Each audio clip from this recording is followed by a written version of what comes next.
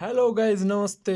हाम्रो यात्रा चाहिँ पुलचोकदेखि भ्यादिन पार्कसम्मको छ होइन। यसमा हामी साइकल लगेर यस्तो अलि गइरहेछौँ अनि त्यहाँ पुगेर हामीले टक्क भ्यादिन पार्कमा अलि साइकल साइकल चलायौँ, अलि चिया सिया खायौँ, तर चियाको व्यवस्थित कारणले फोटो खिच्न पाएन होइन। त्यसपछि हामी त्यहाँबाट तल गयौँ अनि तलबाट हेर्दा त लास्टै राम्रो भ्यू थियो अनि त्यहाँबाट तल हेऱ्यौँ, माथि हेर्दा झुलुङ्गे पुलमा मान्छे हिँडिरहेको थियो। त्यहाँबाट हामी तल गयौँ अनि त्यहाँबाट मैले तल हेर्दाखेरि लास्टै ठुलो खोला थियो होइन।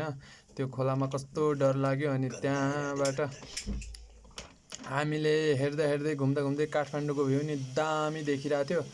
अनि त्यहाँबाट मैले भिडियो खिच्दै खिच्दै यता हेरेँ त यो दुई केटाहरू के हो यस्तो लफडा पढे जस्तो भइरहेको थियो। मैले के हो भनेर सोधेको त केटाहरूले म्याप पो खोजिरहेको रहेछ, पहिले गएर पागल भयो जस्तो अलि बिर्से जस्तो रहेछ। मैले त्यसपछि एकैछिन रुक्नुस् म आउँछु भनेर म कतारी 5 रियाल लगेर भित्तामा लुकाउन गएँ होइन। मैले यो कतारी 5 रियाल यही ठ्याक्कै भित्तानिर लुगाएको छु। जसले यो पाउँछ मलाई भिडियो सेयर गर्छ उसलाई म यसको नेपाली प्राइस दिनेछु होइन।